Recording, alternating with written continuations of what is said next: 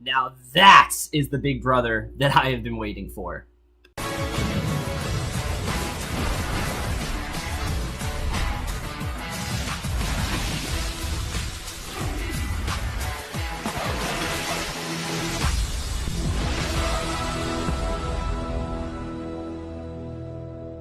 Hey guys, it's Cameron for Big Brother 19, episodes 3 through 5, and as you guys know, I already reviewed the first 2 episodes. If you guys want to see my thoughts on that, I will post links to that at the end of this review, of course, and you guys can always check out the playlist and things like that. But either way, guys, holy shit, do we have a lot to talk about. I mean, let's just get right into it, because this has to be one of the craziest first weeks of Big Brother we've ever seen. It has to be easily one of the most insane weeks that we've ever had. And when it comes to Big Brother, this is what I want to see in a season. Just tons of tension, tons of drama. That's what it seems like we're going to be getting this season, and I really hope that we stay on the level of this week, because this was just such a well done week. I really did love all 3 of these episodes, and there's so much to talk about that happened. It's crazy to think this all happened in the span of a week, but it did, and we're just going to get into it right now. So first thing to talk about, of course, is some really unfortunate stuff, because there was quite a lot of unfortunate things this week. Well, 2 things in particular, but of course, at first, we have to talk about the really unfortunate news about Megan. As you guys know, I was really rooting for Megan. In episode 2, it seemed like she formed this really great group, you know, of her, Alex, Ramses, Jessica, and I think I can't think of who else it was in there, but you know, it was this really solid group of people, and it really seemed like they had established something really close and something that could actually take them really far into the game. And then I like the way that she, you know, wasn't trying to be rude to Josh. She was trying to stay out of things like that. And I was really hoping that she would win that POV, pull herself off the block. But of course, all hopes were ruined when it comes to what ended up happening. Literally the second the feeds turned on, people started to realize that something was going on with Megan. Her picture was gray. Why is it gray? Well, I'm going to tell you what Big Brother didn't tell you, because there's a large part of this that Big Brother really did fuck up on. I don't think that they edited this correctly at all. Basically what ended up happening is that Jessica, you know, we know that Alex looks somewhat like Paula, so Jessica is calling her Pow Pow, which I can understand. I mean, the first time I saw Alex, I thought she was like Paula's twin or something. She's not. They just look very similar, but they're not similar at all. I'll talk about that later in, the video. You betcha, I definitely will get into that. But basically what ends up happening is that Jessica was calling her Paula, and Megan misinterpreted it and thought she actually said panda, which is a racist remark for Asians. And, you know, Jessica was trying to tell her that she didn't say anything racist. The one thing that Jessica didn't do, which I don't really understand, is why she didn't just tell Alex what she actually said. Because sure, yeah, she didn't say anything racist, but why didn't you just say, oh, I actually meant this, you might have misinterpreted it. I don't know if she was trying to make Megan just look like a bully, but that's essentially what she did, because it just seemed like Megan, was calling Jessica a racist, and that this really affected Alex, and that Alex got really pissed at her, that she think Jessica would say something like that, and that she was trying to stir up trouble. You know, Alex kind of just saw it as that, and basically everyone was ganging up on Megan, and Megan sadly did end up leaving. But not because everyone was ganging up on her, not because of what Alex said, and not because she was in danger of leaving, because she was in fact Cody's target. What actually ended up happening that we didn't see on the show is far more tragic, actually, what we saw. And I know a lot of things happen in Big Brother, but like this is legitimately tragic. Basically, as you guys know, Megan was an interrogator, I believe, for the Marines, I believe it was. Marines, Air Force, something like that. But she was an interrogator for that stuff, and it turns out she's actually been sexually assaulted by many guys, and by all these people ganging up on her. It just gave her really bad PTSD of these guys sexually assaulting her and taking advantage of her, and it was all too much for her, and unfortunately that's why she had to leave the game. So it's really sad. It's a very unforeseen turn of events, but we've seen things happen like this before. It's not the first time a house guest has left impromptu like this, but it's the first time that someone has actually self-evicted. Like, this wasn't the producers being like, oh, Megan, you gotta leave. This is her basically deciding that she just couldn't take it. She had to leave, and it's sad. I mean, she said she loved her experience. She definitely loved being on Big Brother.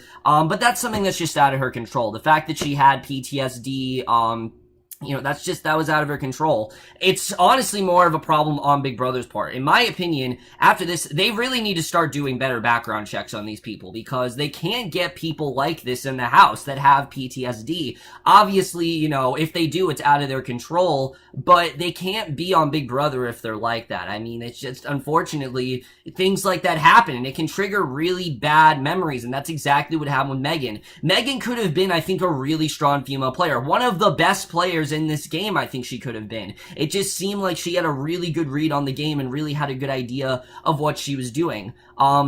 But unfortunately, she did in fact have to leave. It wasn't because anyone told her to. She just decided that she unfortunately had to leave. So I just want to get that out of the way. It's just very tragic. I want to make a separate video about it, but I figured I'd just talk about it in the beginning of this video. It's very sad what ended up happening. I really thought that she would last, but unfortunately, here we are. Megan is actually gone. It's crazy that we've already had 2 house guests leave, but they portrayed it right. Like, obviously, to the house guests, they just thought that Megan had, like, this meltdown and that's why she left. But I am hoping that eventually they do find out the real reason why. Hopefully when they get out of there, that happens, because, I mean, what happened to Megan is not really something she could have controlled. It was more of just, it triggered bad memories, and there really wasn't anything that anyone could do about that. So it's very sad what happened. I really did feel bad for her, and I just want to get that out of the way before I get into the real meat and potatoes of what happened this week. Because, wow, is there a lot to get into. I mean, you would think that Megan leaving would be the biggest thing to talk about this week. The fact that that's like the smallest thing that happened is insane. There's so much that went down. First of all, let's get into this pendant of protection, because it was introduced in the first episode, and I said right here that Paul was definitely going to get it, and it just made sense. We had only been given like 2 episodes with these people. There wasn't feeds available yet. We couldn't just pick out favorites because they didn't really, there were only 2 episodes, so obviously Paul was going to be the one to get it, and that's absolutely the case. He is given the temptation and things like that, and basically what he gets to do is, it's kind of like a diamond power of veto, where if he's nominated and if he goes up on the block, he can't be nominated. Someone has to replace him, and I thought it was a really cool twist. I really like what they've done there, and a lot of people are saying this season is rigged, and I think there is definitely a part of it that is. There's definitely a large part of the season that, yeah, I could say is rigged. This, I don't think it is, because again, there literally was no other choice. I mean, who else do we know as well as we knew Paul? There really wasn't anyone, unfortunately. I mean, I would have loved to, pick someone like a Megan or an Alex, but this was day one.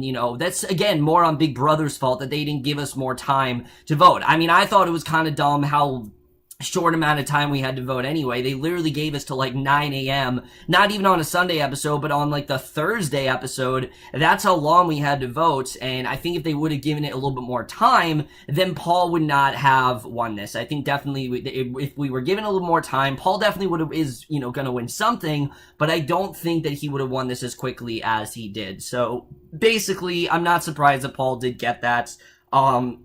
But anyway, what ends up happening is, there's, like I said, Paul does get that pendant of protection, and that basically does end up happening. But the other big thing going on in the Sunday episode, because a lot of the Sunday episode is devoted to Megan and kind of what she's doing, but basically there are 3 showmances that are developing.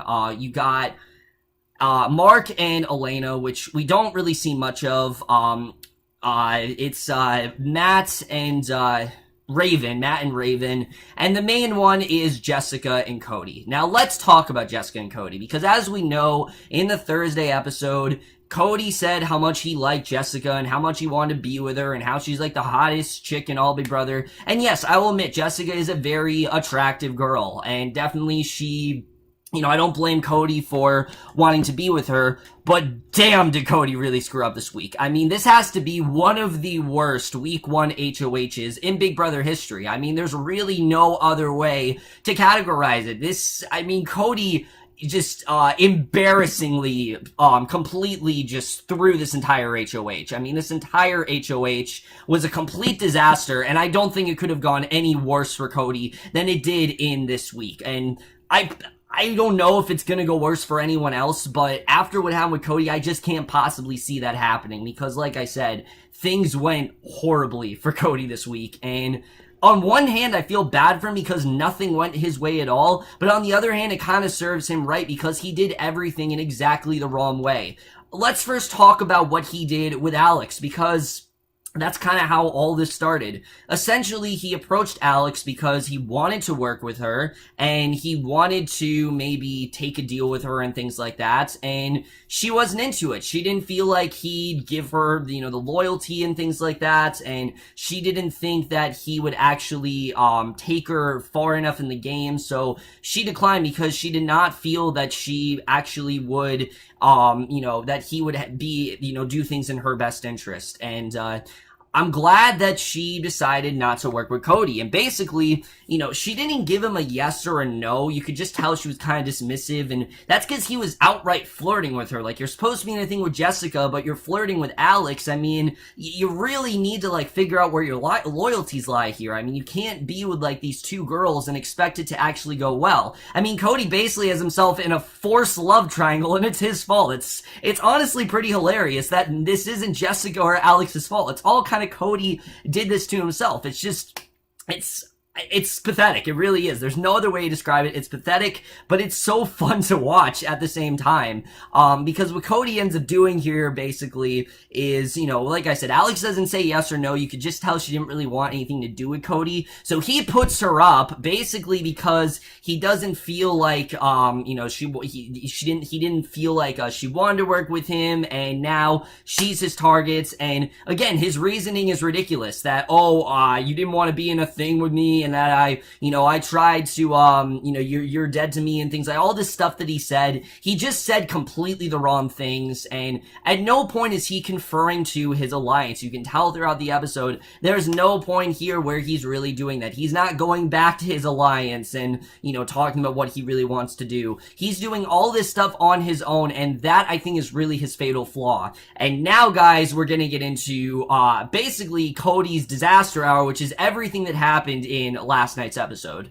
Because, like I said, sure, he did make a few mistakes here and there, but nothing compares to how much he epically screwed up in last night's episode. I mean, he did basically everything wrong. First of all, like I said, the main thing that Cody did wrong is that he didn't talk to a single person. Anyone came up to him, he said absolutely nothing. And the fact that he did that, it's just weird, and I don't know why he decided to play it like this. Sure, if you've been far in the game and you have an idea of what you're doing, that can help, but this is week 1, and you're trying to get to know these people, and by not saying anything, it doesn't really show that you're a trustworthy person. It shows that you're hiding something, and you can tell that throughout this entire week, Matt and Mark are very conflicted on whether or not they want to continue working with Cody because he's not telling them jack shit. And obviously, they are quite mortified by that. I mean, this is supposed to be their alliance member. Why isn't he going to them,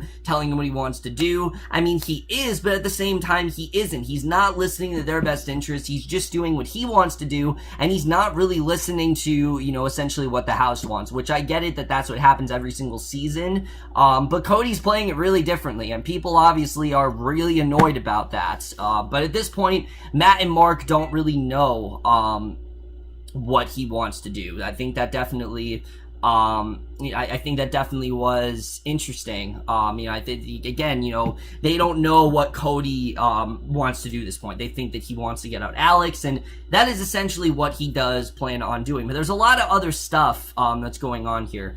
First of all, you got Jessica, who Cody and Jessica, I mean, Jessica could not have picked a worse person to be in a showmance with. I know that her strategy is to find a strong guy and they're going to work together, and she wants sort of like a Brendan and Rachel sort of thing or a Amanda and McCrae situation. But here's the thing. None of those showmances lasted. None of them did. Most of them got evicted throughout, like not even in the end of the season. Most of them got evicted in the middle of the season. The only one that actually really lasted throughout the game was Nicole and Corey, but that's because Nicole didn't do anything and didn't really make her, and people just didn't want to target her for whatever reason.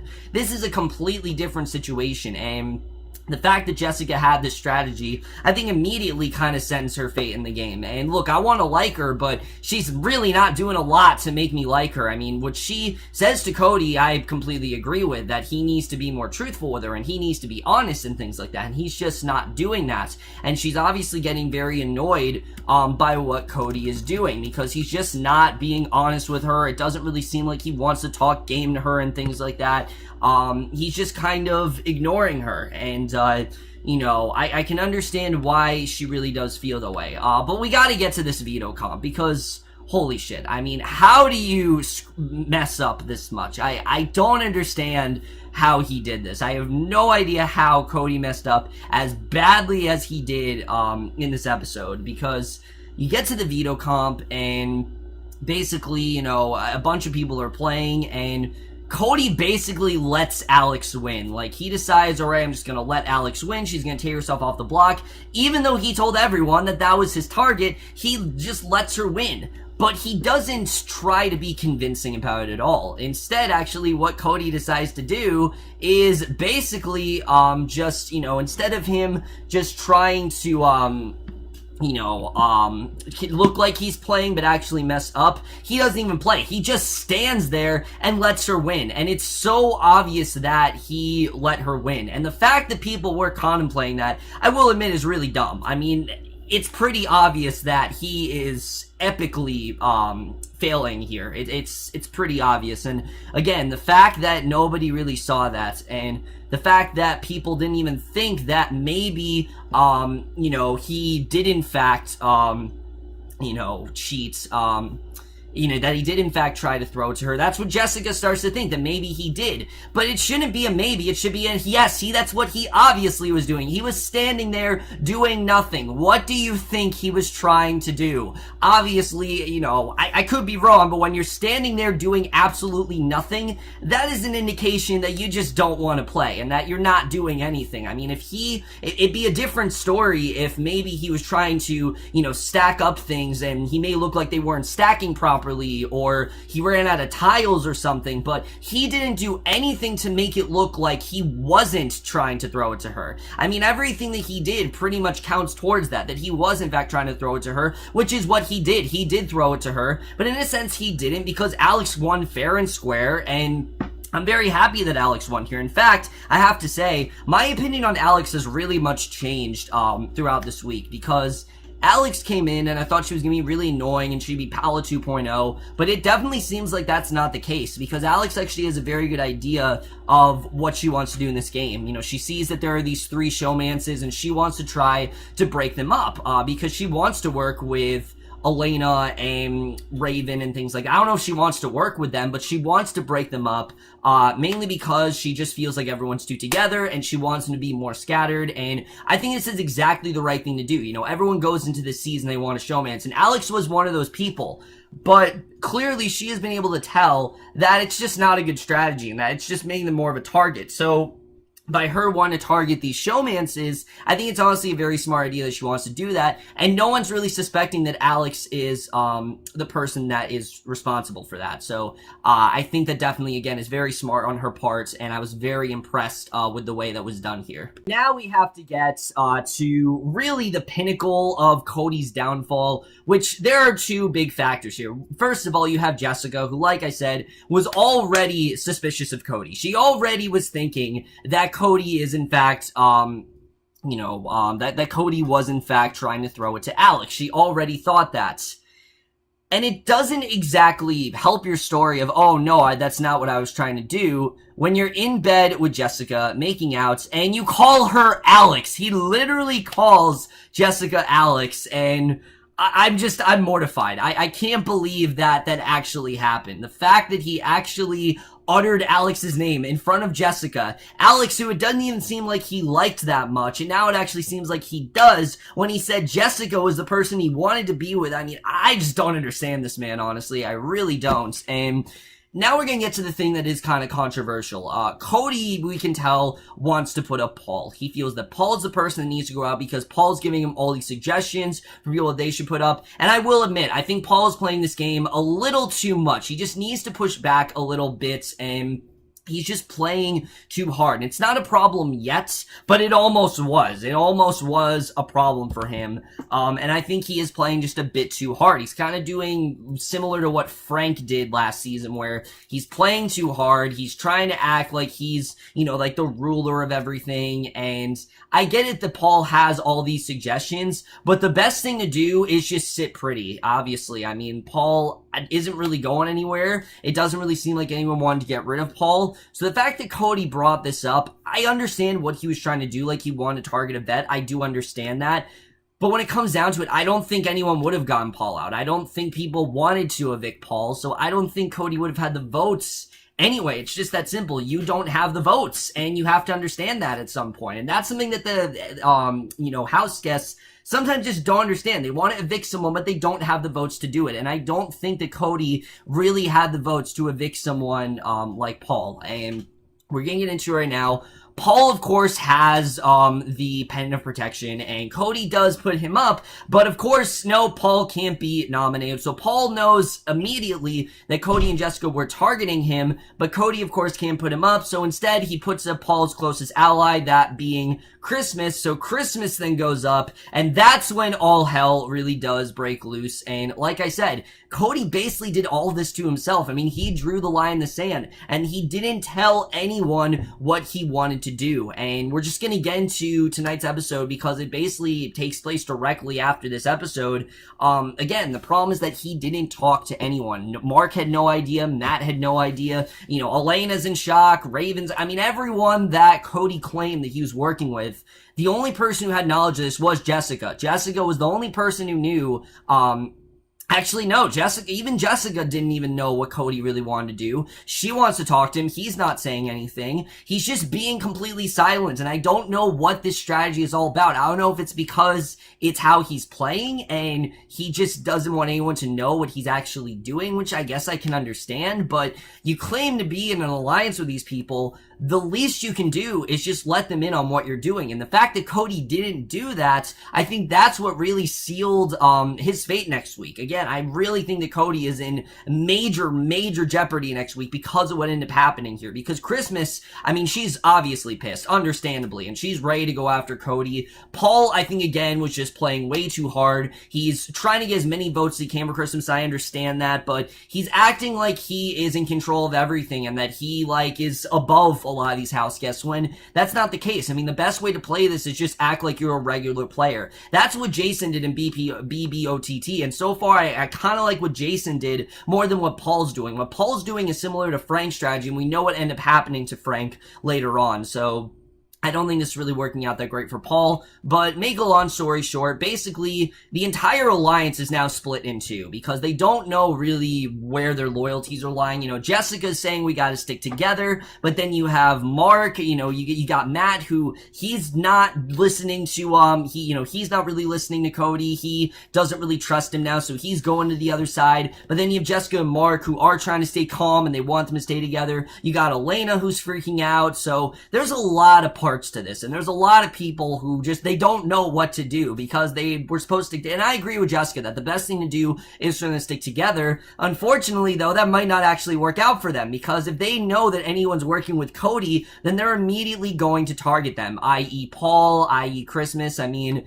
they do have the votes if they want to go after Christmas, or, if they want to go after Cody or Jessica. I think those are the two people right now that most of the house guests do in fact want to go after. So I think definitely it was a smart move on Jessica's part to try to get them to stick together, but in the end, I just don't think it's the best strategy for them, simply because of the fact that, like I said, I don't think that they, I think it's just going to make themselves more of a target than they already are. Everyone's trying to focus on Cody and Jessica, but when those two are around and it comes down to it, I mean, they're going to be the ones that are targeted next. So if I was an Elena, if I was a Raven, if I was a Matt, if I was a Mark, I'd start mingling. I'd start mingling with as many people as I can possibly can. I'd start making as many deals as possible, because these people's lives are really on the line. I would definitely say it. Their life in this game is very short if they don't start to do that, and it's going to be very interesting to see the way that does play out next week. But now we gotta get into yet another tragedy, which this was just the week of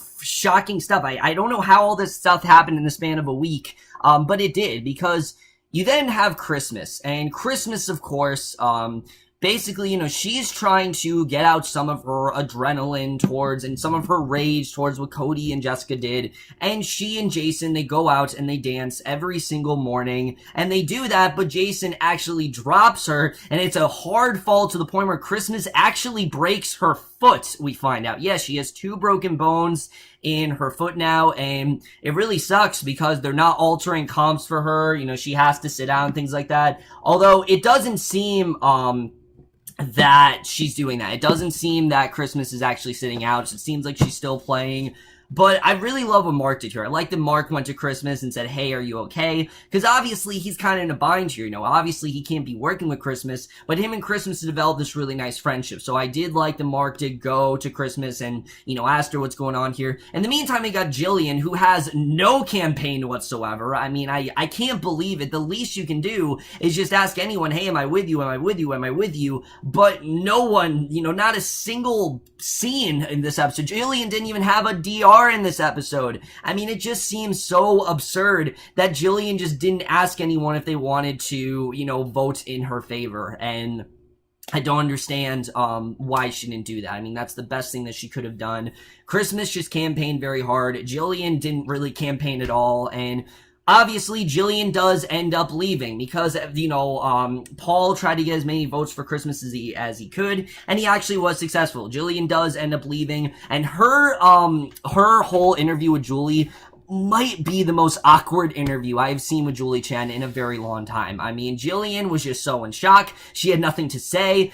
Julie had nothing to ask her because we've barely seen Jillian throughout these 2 episodes. The most we've seen of her is maybe like 10 minutes in 5 episodes, which is ridiculous, but that might be the most we've actually seen of Jillian. So no, I'm not upset that Jillian left because I think she was just such a non-house guest. She did absolutely nothing all season, and I'm not upset that she left, because the people that are left now, I think, could actually play a really strong game, and they actually could get quite far, within this game. So I'm not really upset that Jillian is still there. I'm not upset that Jillian left. Sure, it sucks that, she was in shock and everything. I think for anyone, that's humiliating, but I think just in general, I really was not all that shocked that Jillian left, and I wasn't that upset, simply because, again, she didn't really contribute anything, and if Jillian did contribute something, maybe I would have cared, but Jillian did absolutely nothing. That, to me, she's just such a non-entity that I don't really care that she left in the first place. So, wow, I mean, what an incredible first week this really was. I mean, there is so much to talk about heading into this next week.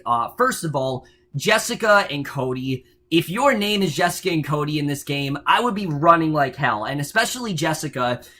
I don't know if Jessica can win a comp. I haven't seen her in anything like that. But this really will determine it. If Jessica doesn't win this, then immediately her and Cody are going on the block. It's that simple. I think everyone wants to target Jessica and Cody, and that's evidenced by the fact that basically ever since this happened, Jessica and Cody have just been lounging up in the diary room. No one's talked to them. Maybe Mark has here or there, but other than Mark and maybe to an extent Elena, no one really seems to be working with Jessica and Cody. So I definitely think that they are definitely in jeopardy, and I think Christmas, despite the fact she has a broken foot, if Christmas can actually win this, I mean, that's going to be one of the most impressive HOH wins in a while, and I'd love to see her get it. I really want to see Christmas take Jessica and Cody down. That whole fight with Jessica was so dumb. I mean, obviously Christmas was going to out you on TV. I mean, I think anyone would have done that, so I'm definitely interested in seeing how that's going to play out. There's so much drama going on. I really do love it. But then you have Alex, who if Alex wins, she is going after one of the showmances. And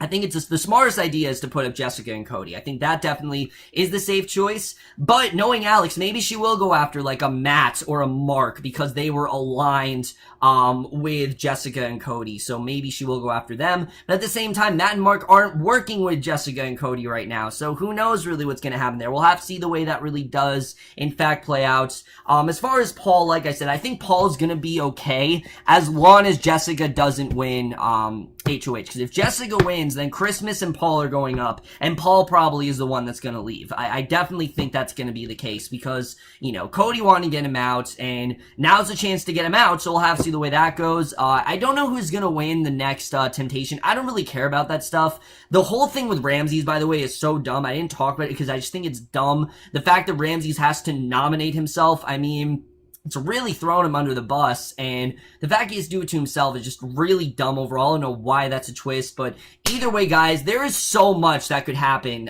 in this next week. I don't know what exactly is going to happen. There's so many possibilities for what we could really get here. You know, anything could really happen. I mean, we could see Christmas and Paul leave. We could see Cody or Jessica leave. We could see someone else leave that I'm not even thinking about. Big Brother's just really unpredictable, and this is what I want every single week. The reason I didn't like last season is not because the house guests were bad, because they were, but because it was boring. It was extremely boring. Everyone allied with everyone, and that's not what's going on this season. It's very split down the middle, and it's very, it's just very unpredictable as to who is actually going to ally with who and how this is actually going to play out. I mean, there are just a lot of possibilities, and I don't think we've had a week 1 HOH this crucial in a very long time. So I definitely am interested in seeing how this is really all going to play out. Who's going to win HOH? Who's going home? I mean, all that stuff is just going to be very interesting to see. But overall, guys, that's it for my review. Hope you guys enjoyed. Let me know what you guys thought of this first week overall. Loved your thoughts in it. What do you think of what Cody did? I can understand, again, if some people can kind of understand what he's doing. But again, I just don't feel like he had the votes and he didn't talk to anyone. I think those are his two tragic flaws. He didn't try to see if he could rally the votes, and he didn't try to talk to anyone. And certainly, you should not say someone else's name when you are trying to have a moment with your showmans. It's just not a good idea to do. I could be wrong, but it's probably not the best thing to do. But either way, guys, that's it for this video. Hope you guys enjoy it. We'll see you guys in my next, which will be for the series premiere of the new FX show, Snowfall, and we'll see you guys for that. Okay, bye.